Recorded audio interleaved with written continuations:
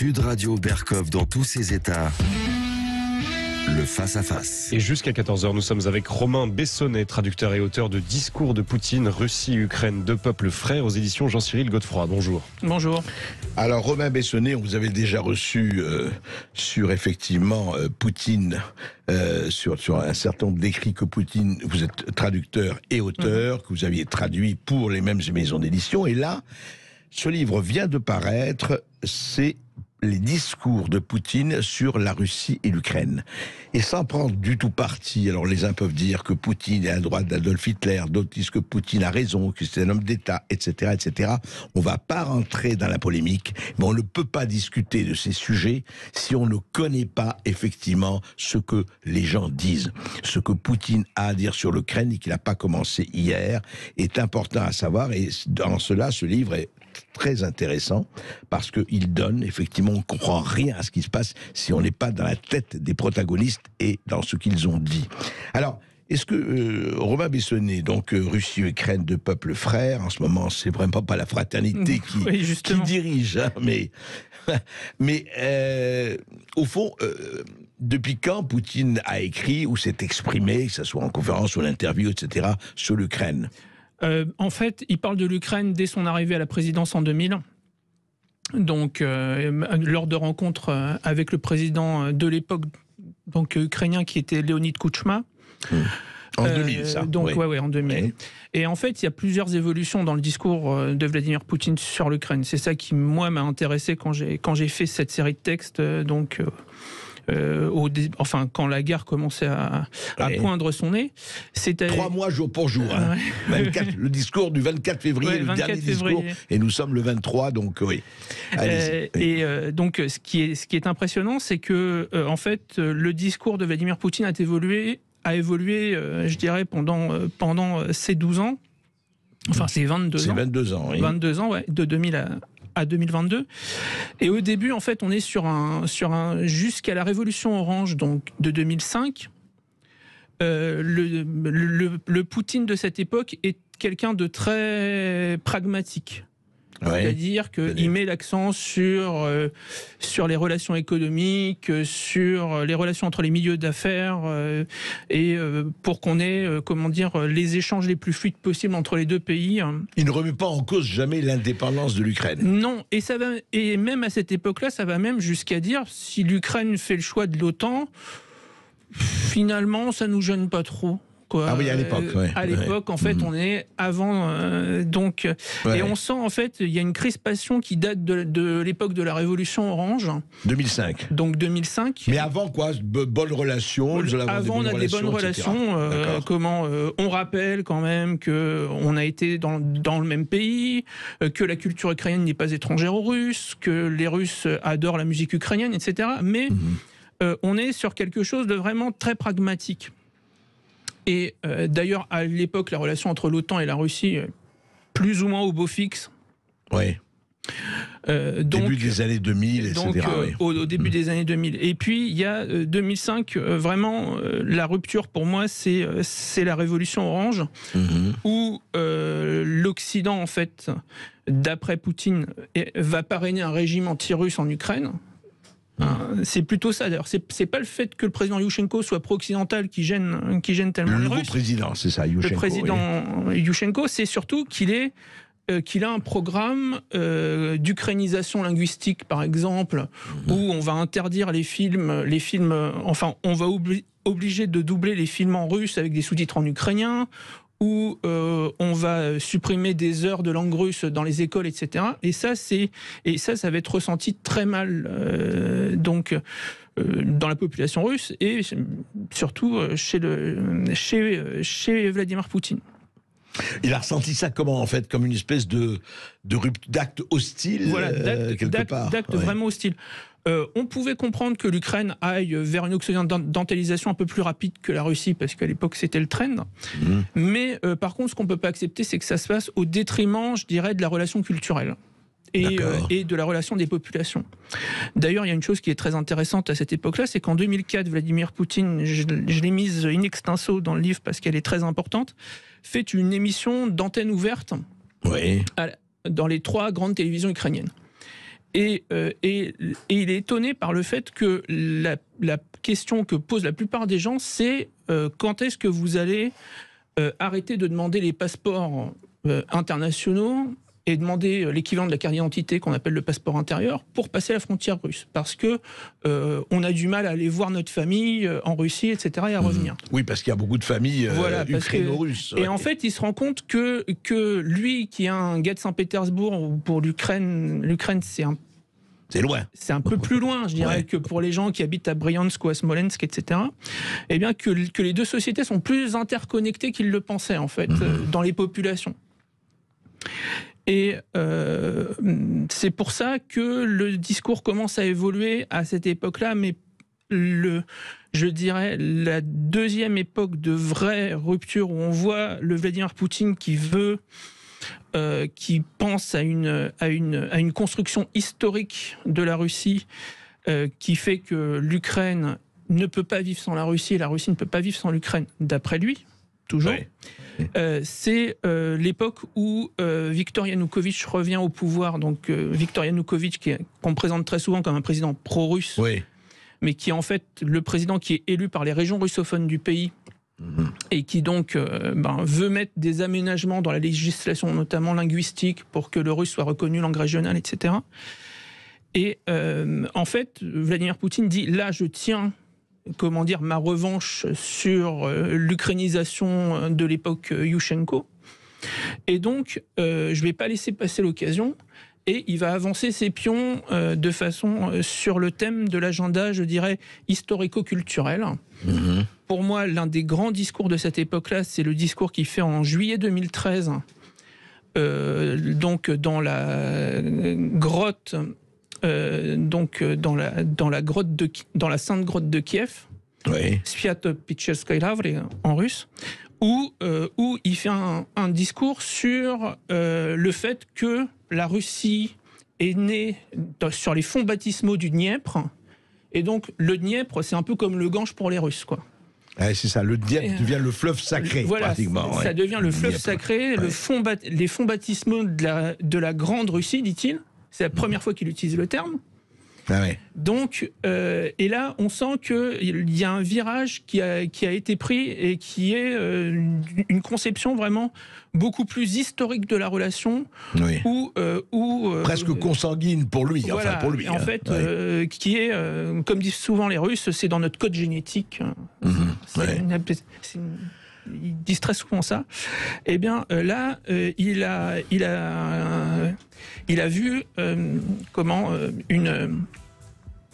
une continuité historique, et il va utiliser cette rhétorique jusqu'en 2014, où là, il y a les événements de Crimée. Alors, on va en parler tout de suite des événements de Crimée. Après les informations, on va continuer à parler avec Romain Bessonnet de ce qu'il y a dans la tête et dans les écrits et dans les mots de Vladimir Poutine concernant l'Ukraine. Et nous avons 1 heure pour faire un peu d'histoire moderne. C'est rare dans un média de grande écoute. Alors appelez-nous au 0826 300 300.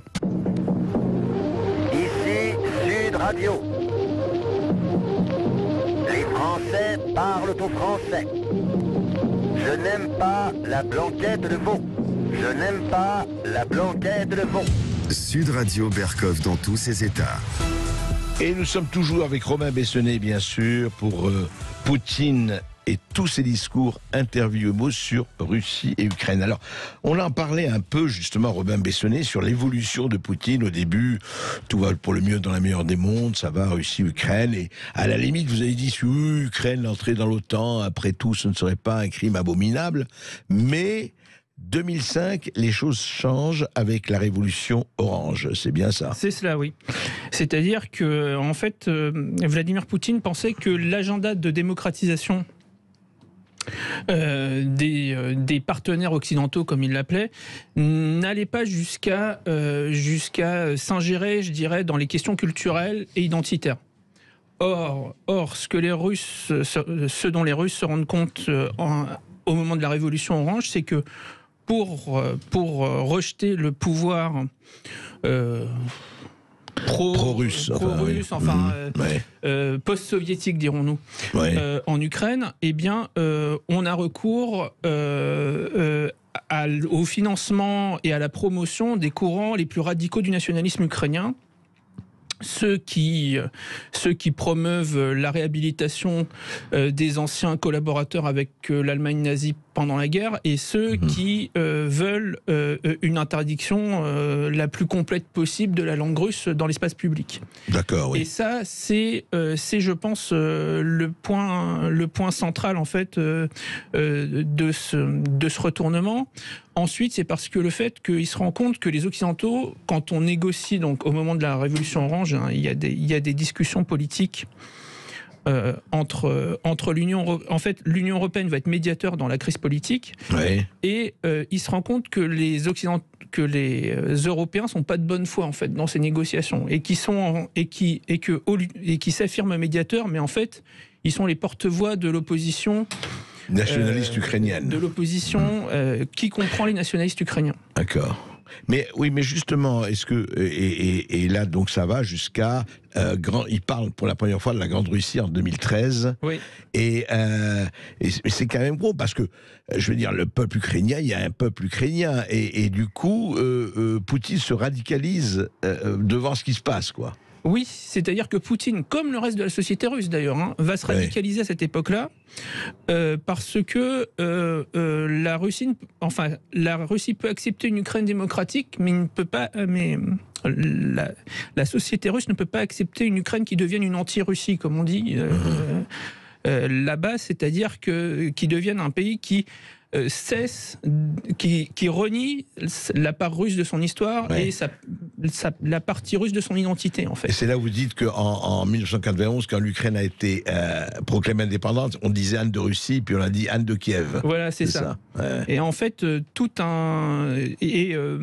avez, et quand on parle à cette époque-là aussi, quand on met des statues de Stepan Bandera, qui a été le grand nationaliste qui a collaboré avec les Allemands, collaborateur actif de l'Allemagne nazie, très actif. Eh bien, c'est un déchirement pour les Russes qui voient rouge tout de suite. Et Vladimir Poutine a été porte-parole de la société russe, qui effectivement a commencé à se radicaliser parce qu'ils se sont dit, si on n'agit pas maintenant, dans 30-40 ans, les Ukrainiens seront un peuple ennemi, alors que ça fait plus de 200 ans qu'on est des frères, qu'on a des familles communes, des histoires communes, etc. Donc, et alors, qu'est-ce qui se passe en 2014 avec donc Maïdan, enfin ce qui s'est passé à ce moment-là? Qu'est-ce qui se passe? Ça a accentué encore la. Ah ben en 2014, là, ça a été le point pour moi le point de rupture. Parce que en fait les forces nationalistes et pro-occidentales coalisées qui avaient fait la révolution orange de 2005, de 2005 avaient tout de suite, enfin aux élections suivantes, donc 5 ans plus tard, en 2010, perdu les élections. Et les forces politiques et les fondations occidentales qui les soutenaient se sont dit eh bien, comment faire pour que cette fois-ci le changement soit irréversible. Et justement, on a été ce caractère de changement irréversible, ça a été par l'emploi massif de combattants nationalistes au Maïdan, pour mettre des morts en fait entre les deux sociétés, et deuxièmement pour promouvoir une politique de séparation culturelle et identitaire entre la Russie et l'Ukraine. D'accord. Et ça, c'est ce qui. Et c'est là où on commençait avec la séparation, avec le Donbass, avec les populations du Donbass, etc. Et à cette époque-là, on va avoir le Donbass, on va avoir à Odessa le massacre du 2 mai 2014, où une soixantaine d'activistes russes sont piégés dans la maison des syndicats qui est incendiée par les militants nationalistes ukrainiens. Et donc voilà, on a 60 morts, et on a aussi toute cette agitation nationaliste qui va faire peur à une partie de l'Ukraine. La Crimée, bien sûr, parce que la Crimée ne s'était jamais considérée comme ukrainienne. Elle était devenue ukrainienne par un changement de frontière administrative. Oui, et que Khrouchtchev avait cédé cela. Khrouchtchev avait cédé. Mais alors, qu'est-ce que ça change dans les discours de Poutine, enfin, ou dans les déclarations, des interventions? Ce qui va changer, c'est que tout d'abord, le gouvernement ukrainien ne va plus être considéré comme un partenaire, mais on va considérer que le gouvernement ukrainien, en fait, est aux mains des nationalistes, et donc on veut pas avoir à faire grand-chose avec lui. Ça va vouloir dire aussi que on va soutenir les populations russophones par un soutien politique et en Crimée par un soutien militaire oui. Quasiment ouvert, et dans le Donbass, il y aura un soutien, je dirais, sécuritaire, pas militaire direct, mais on aide quand même, comme dit Poutine, les habitants du Donbass à se défendre. Et donc, en fait, à cette époque-là, l'idée, ça va être de maintenir, en fait, d'empêcher l'Ukraine d'être prise en main par les courants pro-occidentaux et nationalistes les plus durs. En laissant des points de friction qui font que l'Ukraine ne peut pas être complètement intégrée dans le bloc occidental et dans l'OTAN. D'accord. Et ça, donc ça, c'est tout le processus qui nous amène à aujourd'hui. Et qu'est-ce qui fait, justement, est-ce que alors au fur et à mesure de cela, est-ce que les discours et les interventions de Poutine se musclent de plus en plus, se radicalisent de plus en plus de son point de vue? Ah, c'est clair. Enfin, c'est très très clair. Et surtout, on va... Et de quelle façon? Oui, allez-y. D'une façon où on va être sur un affrontement, je dirais, presque cosmique. Mais vraiment, il y a... premièrement, il va faire appel de plus en plus à l'histoire dans ses discours. Il y a le célèbre article de l'été dernier où certains diront démontre, d'autres historiens tentent de démontrer que la Russie et l'Ukraine sont le même peuple.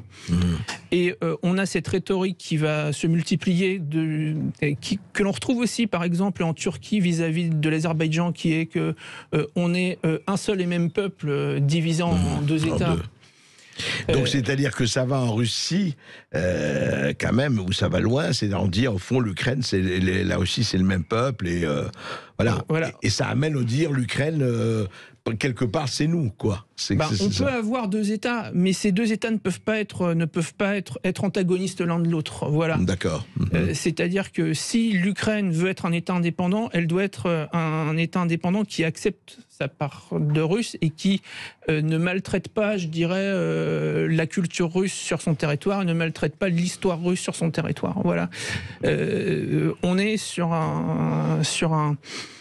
une rhétorique qui est celle-là, et donc de dire, on a deux États, certes, ça a été le produit de l'histoire, mais on est quand même le même peuple, et donc les Russes ne peuvent pas se désintéresser du sort des Ukrainiens et du sort de l'Ukraine.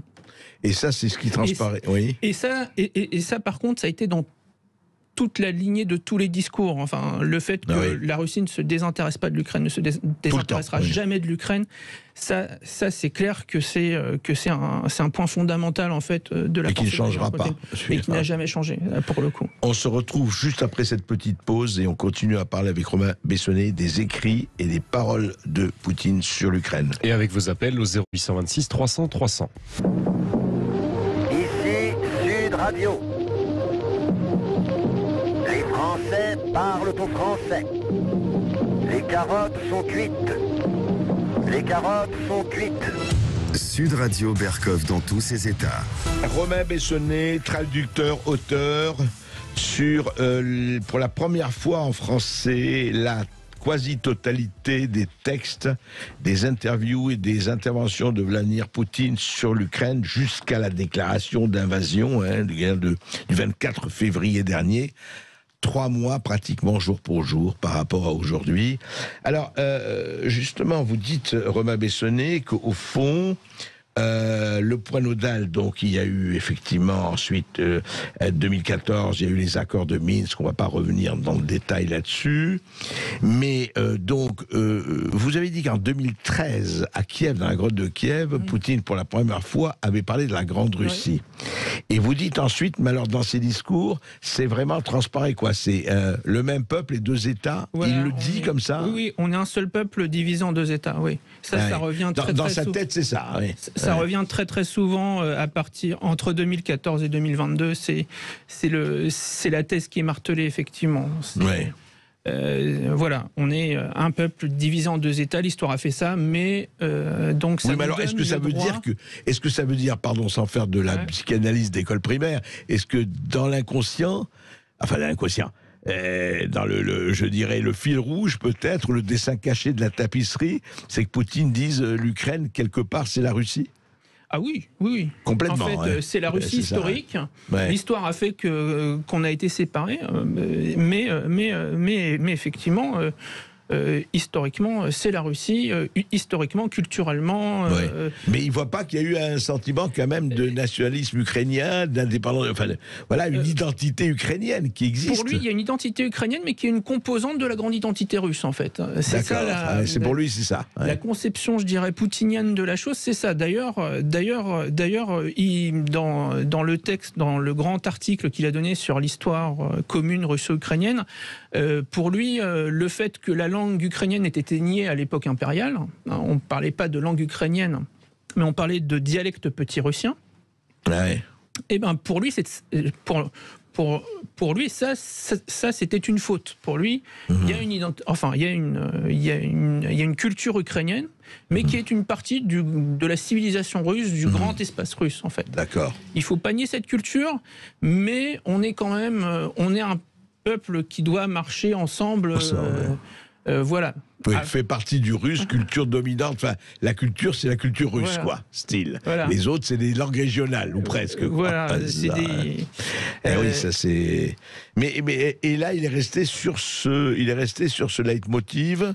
Et vous dites que le point nodal, vous dites donc, il y a un an, un peu plus, c'est quand donc le nouveau président, l'actuel président Zelensky, Volodymyr Zelensky, a décidé de bannir, enfin d'interdire les chaînes parlant russe, les chaînes de télévision, etc.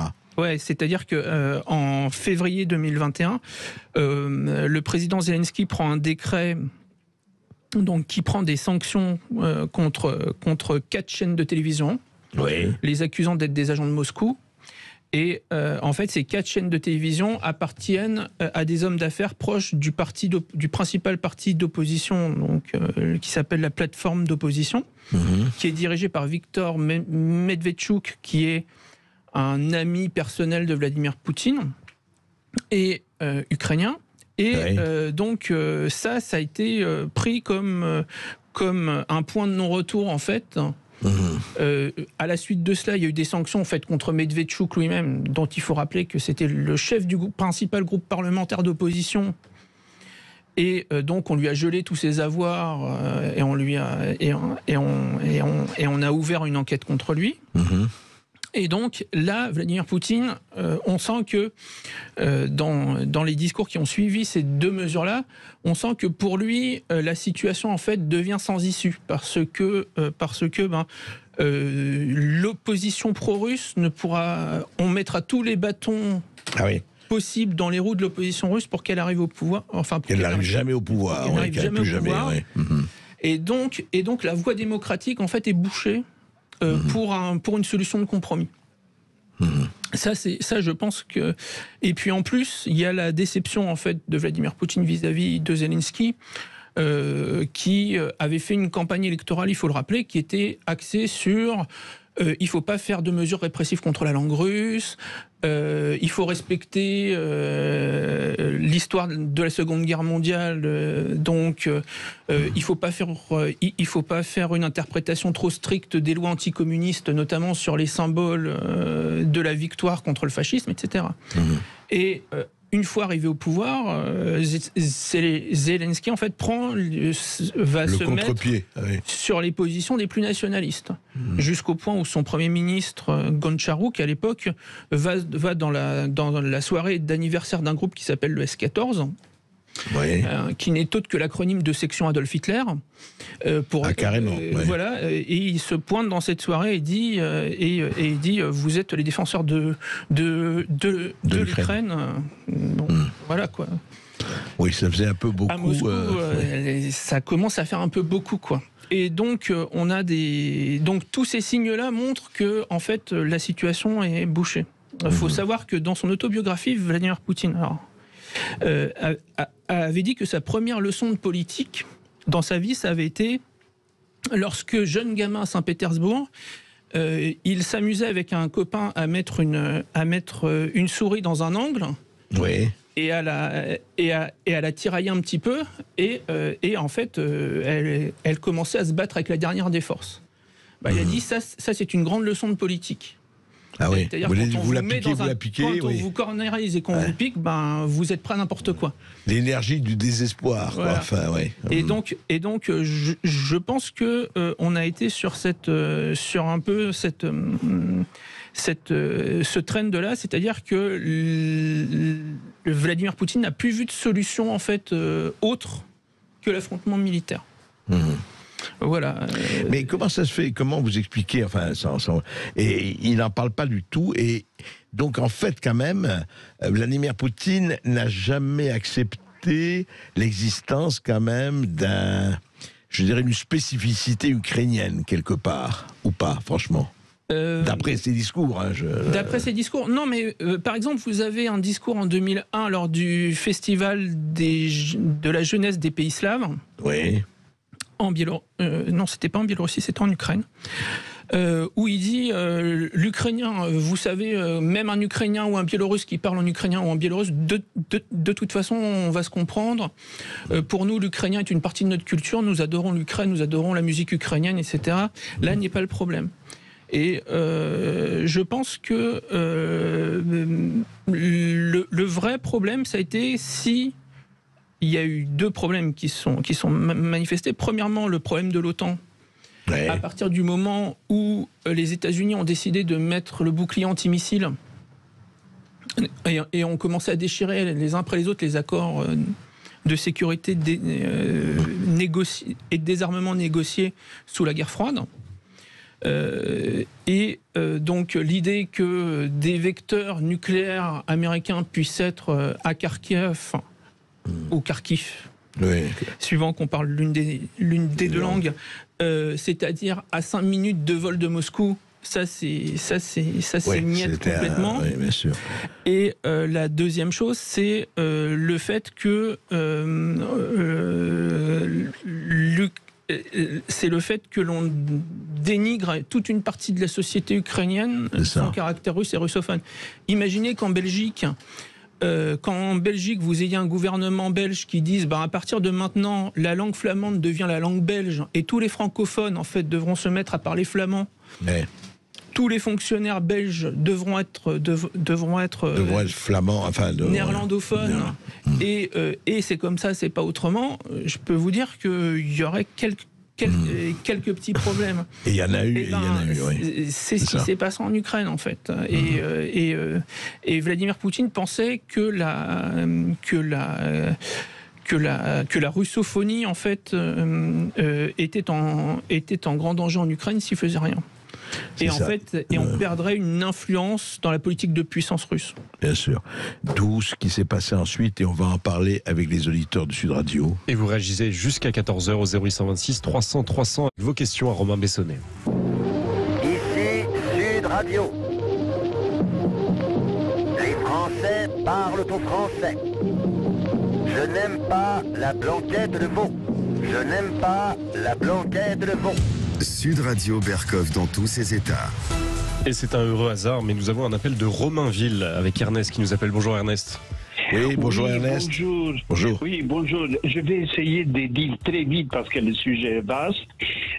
Primo, dans le Donbass et dans le Donetsk, ce sont des colons russes qui ont été amenés par une compagnie minière, par des compagnies minières anglaises au milieu du 19e siècle. Ce sont des Russes qui ont leurs racines en Russie. Secondo, pendant la Première Guerre mondiale, à la fin de la Première Guerre mondiale, l'Ukraine a été occupée par l'armée allemande. En vertu on peut dire la conférence de Brest-Litovsk. Et là, la propagande pan-germaniste a baptisé les Ukrainiens des Goths. Et on a même utilisé le terme de Gotland. Pendant la Seconde Guerre mondiale, l'Institut pour la recherche sur les ancêtres, nazis évidemment, a cherché des preuves que les Ukrainiens ne sont pas des Slaves, mais des Germains slavisés. Autre chose, une partie des fameux Ataman sont partis en Allemagne avec des, je sais pas comment dire, des véritables trésors de guerre, où ils ont financé au début le Parti national bolchevique, qui devait se transformer en Parti national socialiste des ouvriers allemands, etc. C'est pour ça que les Russes en sont très sensibles, sans oublier la fameuse division Galicia, et etc. Pour ce qui est de Maïdan, eh bien, les services polonais étaient directement impliqués à la télé. On voyait des gens qui ne parlaient pas ukrainien, parce que quand on comprend le russe, on comprend aussi. Mais c'était carrément des Polonais.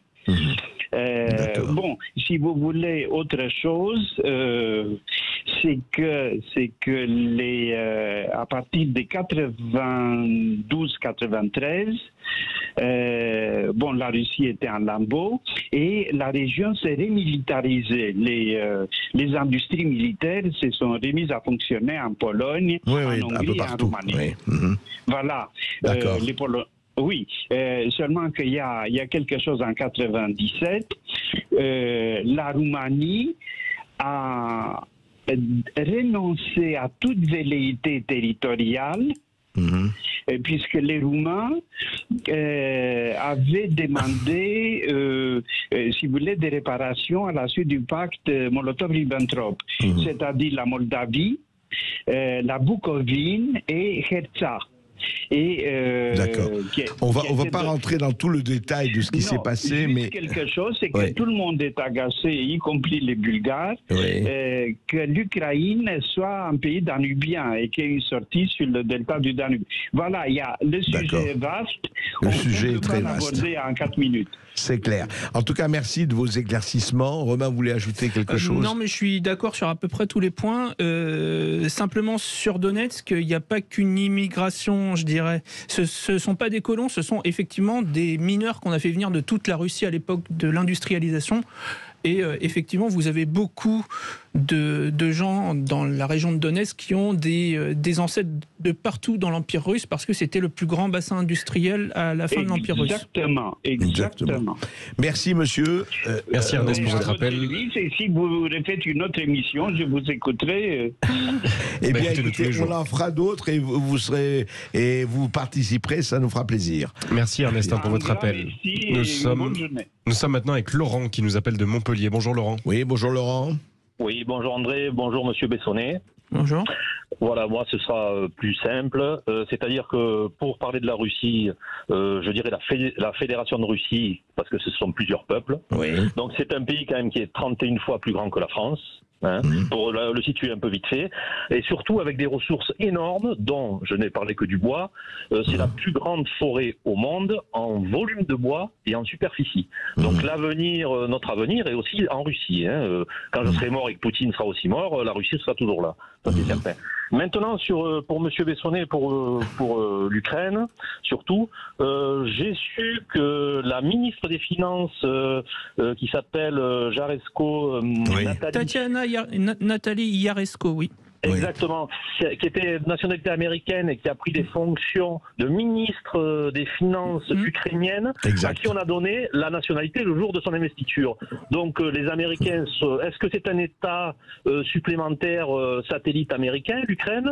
On dirait que oui, parce que la Biden veut se battre jusqu'au dernier Ukrainien. Donc que se passe-t-il pour vous? Mais elle n'était pas la seule d'abord. Pour vous préciser, la ministre de la Santé aussi, donc de M. Poroshenko, Uliana Suproun, était aussi une citoyenne américaine naturalisée le jour de sa nomination comme ministre. Donc il y a eu la ministre des Finances, la ministre de la Santé, et il y avait qui encore? Et ensuite on a eu des Géorgiens,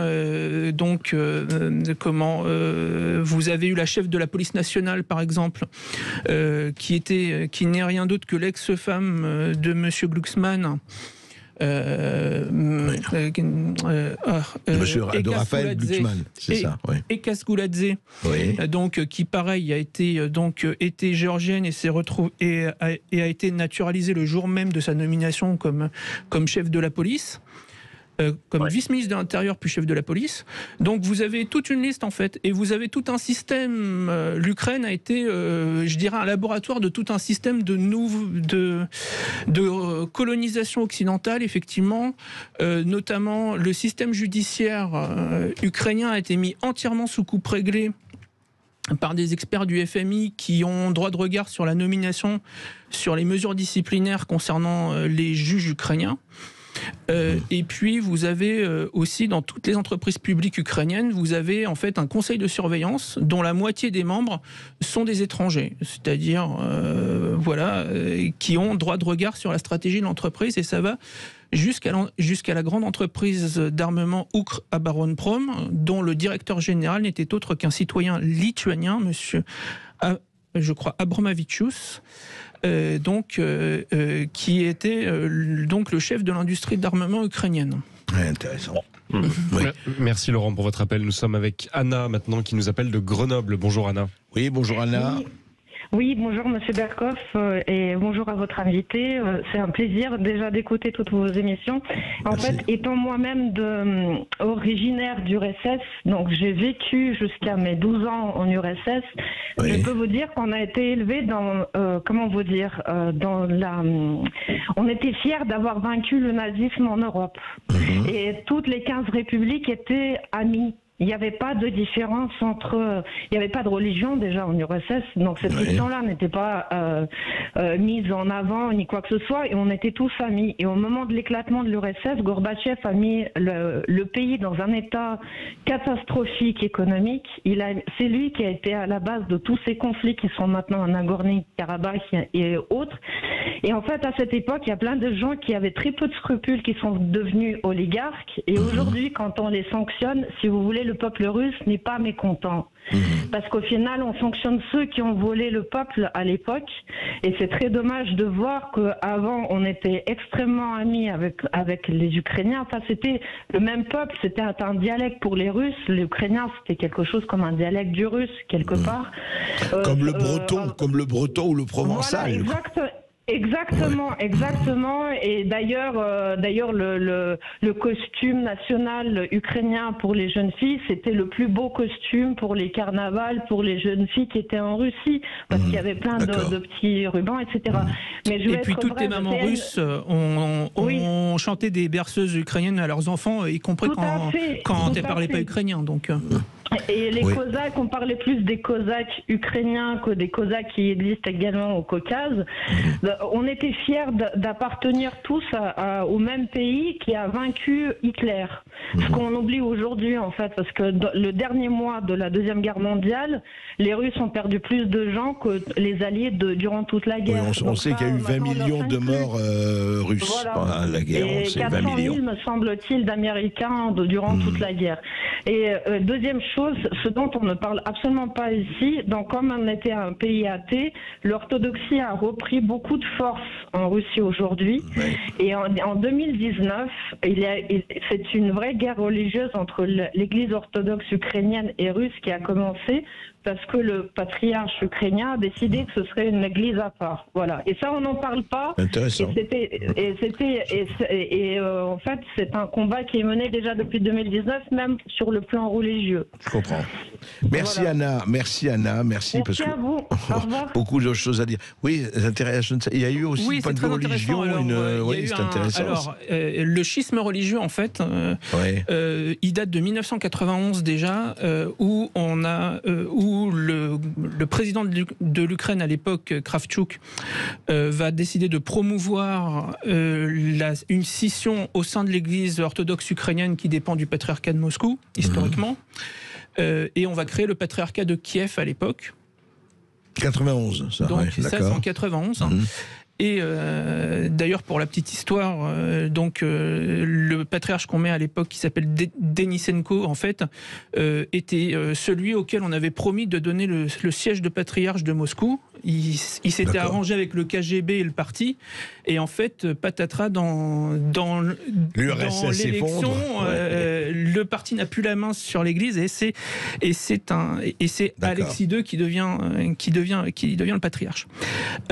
Ensuite, et donc cette Église-là va se fusionner avec une autre qui datait de 1920, qui s'appelait l'Église autocéphale d'Ukraine, et le président Poroshenko va décider de les faire fusionner et de les mettre sous l'homophore, comme on dit chez les orthodoxes, c'est-à-dire sous la protection du patriarche de Constantinople.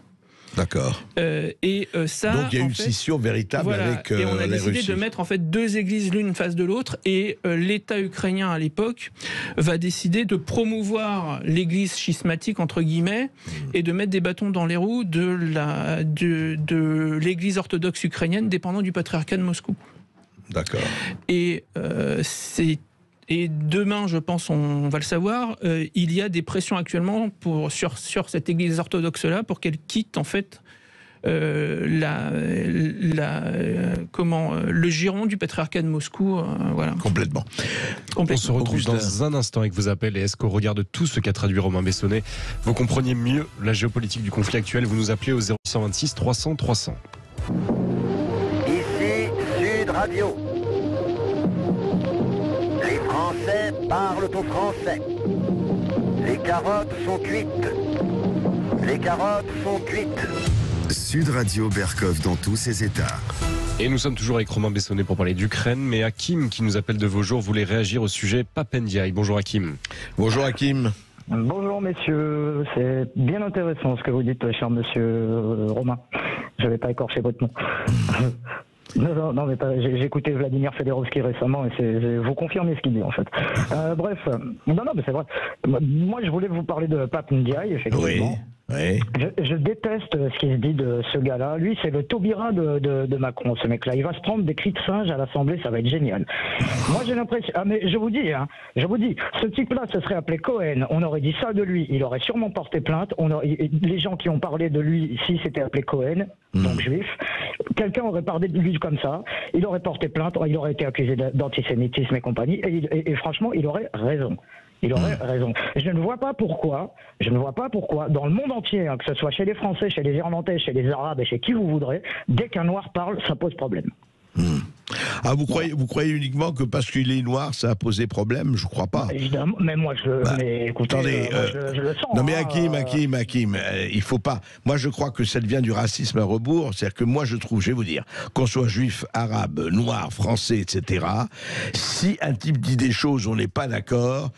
C'est pas parce que vous n'êtes pas. Attendez, c'est pas la peine de l'insulter, quoi. Non mais qui l'a insulté? Qui c'est qui l'a traité d'indigéniste notoire? Non mais c'est insulté, moi je dirais, si vous l'êtes... Non mais attendez, c'est pas une insulte. Il y a moi je vais vous dire, moi je crois qu'il faut être...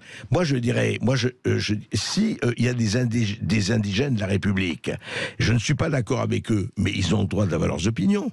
Et je ne vais pas traiter, mais que ce soit Ouria Boutelja, de je ne sais pas quoi, parce qu'elle dit ce qu'elle dit. Mais elle a le droit. Justement, dans un pays de libre expression, chacun a le droit de dire ce qu'il veut, mais chacun a aussi le droit de dire, écoutez, à mon avis, là vous dites des conneries et on va vous démontrer pourquoi, même et qu'elles soient noires, blanches, juives, bouddhistes ou... Vous voyez ce que je veux dire? Je suis pas persuadé, hein, monsieur Berkoff, hein, c'est parce que... Si, parce que vous savez pourquoi? Vous avez certainement raison. Vous avez certainement raison, non, mais Hakim, c'est pas comme ça que je le ressens, monsieur. Non, mais Hakim, je vais vous dire pourquoi. Parce qu'à ce moment-là, c'est très simple. Je vais vous dire, je comprends ce que vous voulez dire. Le problème, c'est pas pour ou contre Pape Ndiaye. Le problème, et où ça s'arrête, c'est que, qu'est-ce qu'ils font? À ce moment-là, que ce soit, par exemple, un LGBT ou un transgenre, si vous me dites ça, c'est parce que vous êtes contre les Noirs ou contre les trucs. Non!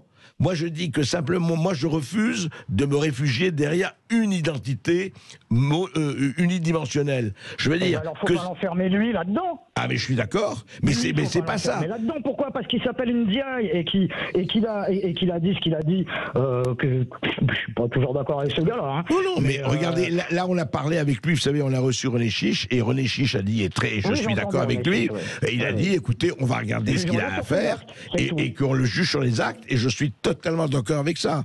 Simplement, il faut arrêter Cohn-Bendit hier avec Ferry, ils se sont traités de nom d'oiseau. Je les ai même pas entendus. Oui, enfin bon, vous n'avez rien perdu. Vous n'avez rien perdu. Je me doute, oui, mais voilà, et c'est pas alors Cohn-Bendit va me dire, tu dis oui, vous dites des conneries. Ah, mais tu dis ça parce que tu es antisémite. Grotesque. Je veux dire, moi je dis ça parce que objectivement, il a dit des imbécilités coriaces. Voilà.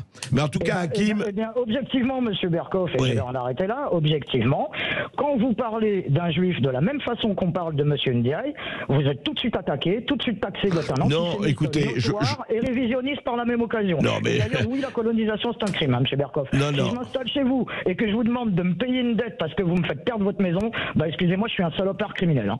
Oui, non, mais c'est pas une salopard criminelle. C'est que les choses sont beaucoup plus compliquées que ça. Évidemment. Voilà. Et vous le savez très bien. Et Pape Ndiaye, n'oubliez pas, il est mère française, il est père noir, il a été éduqué. Voilà un produit de l'école de la République. Et moi, je suis le pur produit de l'esclavagisme arabe, monsieur. Oui, vous n'êtes pas le pur produit de l'esclavagisme arabe, la preuve c'est que vous êtes là. Et je vais vous dire, Hakim, si vous étiez cohérent, vous auriez vous occuper aujourd'hui des esclaves noirs et arabes qui sont en Mauritanie, des esclaves du Qatar, 6000 personnes qui sont morts au Qatar pour faire le foot, je suis pas ça. Pardon ? Je ne suis pas le foot. Mais je m'en fous que vous soyez le foot. Mais Hakim, il faut être antiraciste partout ou nulle part. Pourquoi vous hurlez comme ça, M. Berkoff? Je ne hurle pas. Ça m'énerve quand vous me dites que vous êtes le pur produit colonialisme. Vous êtes quelqu'un d'ouvert, d'intelligent, et arrêtez de vous victimiser sur le pur produit du colonialisme. Voilà. Mais si. C'est juste ça. C'est juste ça. Le gars, il se serait appelé Cohen. On aurait taxé ceux qui ont parlé de lui comme ça d'antisémites. Eh ben, écoutez, moi je vais vous dire, le ministre de l'Éducation nationale aurait été Cohen et dire des conneries pareilles, ou pas des conneries, je l'aurais attaqué exactement de la même façon. Et je me fous de savoir si je... Pardon ? Vous, certainement, mais pas la doxa. Oui, mais la doxa, vous savez très bien que la doxa, comment elle fonctionne, la doxa. Hakim, vous et moi, on est hors de la doxa et continuons à être hors de la doxa. D'accord ? Vous n'avez pas tort. Ok. Vous n'avez pas tort. Allez, merci. Eh bien, on va continuer à revenir un peu sur l'Ukraine, mais c'était intéressant, en tout cas avec Hakim. Mais moi, j'aime bien Hakim, on l'accueille souvent, il est très bien, et Hakim, vous savez très bien que vous êtes le bienvenu quand vous voulez. Hein. Alors, revenir, Romain Bessonnet. Vous savez, je vais vous faire une petite... Vous savez quelle est la grande blague en ce moment à Moscou ? Ouais. C'est de dire c'est une grand-mère et un grand-père qui sont dans une cave à Mariupol depuis plusieurs jours. Oui. Et le grand-père sort de la cave et il entend dans la rue Allahu Akbar et il fait un signe de croix et il dit grâce à Dieu les Russes sont là. C'est joli celle-là. C'est la blague qui circule actuellement. Oui, c'est la grande blague qui circule mais actuellement. Mais dites-moi alors, Romain Bessonnet, je ne veux pas interroger, vous n'êtes pas le spécialiste de la géopolitique, etc. Mais quand même, vous connaissez bien et la langue et le pays, etc. Et au fait, est-ce qu'on n'est pas enfermé dans deux positions, je dirais, psychiques, comme on parle, vous voyez, on parlait avec Hakim de, ouais, si la doxa va dire ceci, effectivement, si je m'appelais Cohen. Mais est-ce que les Russes et les Ukrainiens ne sont pas enfermés, parce qu'il faut bien quand même que cette guerre finisse, que on ne va pas rester comme ça pendant 10 ans, et surtout avec toutes les conséquences un peu partout sur l'Europe, etc. On sait très bien qui alimente le feu et tout, mais laissons cela de côté. Mais les Ukrainiens ont le droit de se sentir ukrainiens, en tout cas une bonne partie de l'Ukraine, celle de l'Ouest et ailleurs, se sent ukrainien. Et c'est leur droit le plus légitime et le plus strict. Les Russes, effectivement, se sentent, et on peut comprendre que du point de vue Poutine, il se sent comme Kennedy quand Khrouchtchev avait installé des fusées soviétiques à Cuba à 2 minutes de Miami, et qui disait, vous les enlevez pas, c'est la guerre mondiale. Mais est-ce que ça va rester dans cette espèce de schizophrénie contradictoire ou de psychisme, je dirais pas paranoïaque, parce qu'il y a des réalités, mais est-ce que ça va rester comme ça pour vous, ou qu'est-ce que vous en pensez? Pour moi, on est sur un affrontement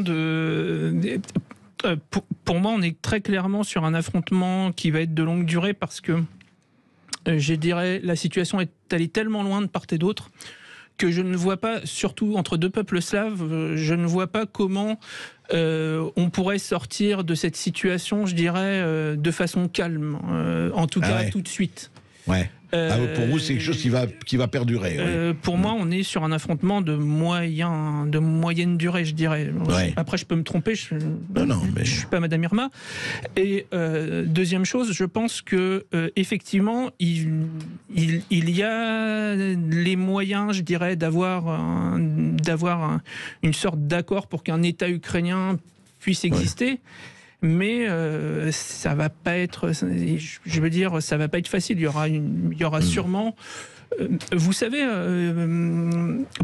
il y a un État qui a connu ce type de problème-là. Ça a été entre la Finlande et la Suède. La Suède a été longtemps le pays qui a colonisé la Finlande, entre guillemets. Et donc le statut de la langue suédoise a toujours été quelque chose de très problématique en Finlande. Et vous aviez l'équivalent du Donbass, qui est l'île d'Åland, qui a été occupée une partie par les Suédois.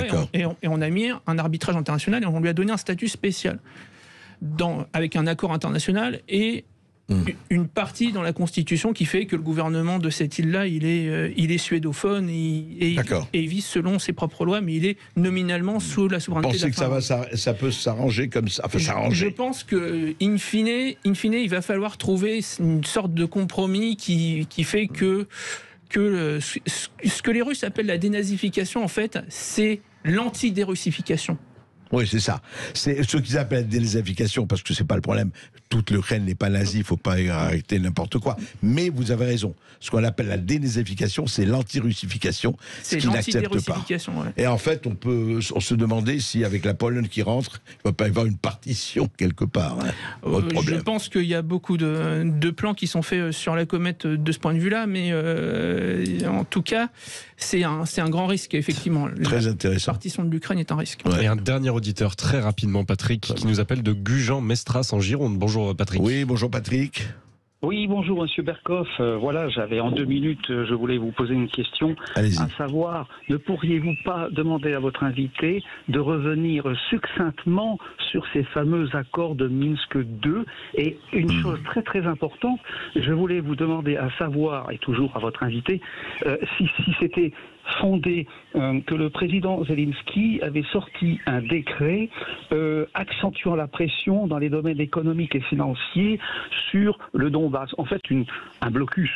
Au lieu d'arranger les choses, il a remis de l'huile sur le feu. Est-ce vrai? Alors, très rapidement, on n'a même pas 1 minute. Très rapidement, les accords de Minsk prévoyaient un cessez-le-feu et un aménagement de la situation politique du Donbass avec une autonomie économique, financière et administrative.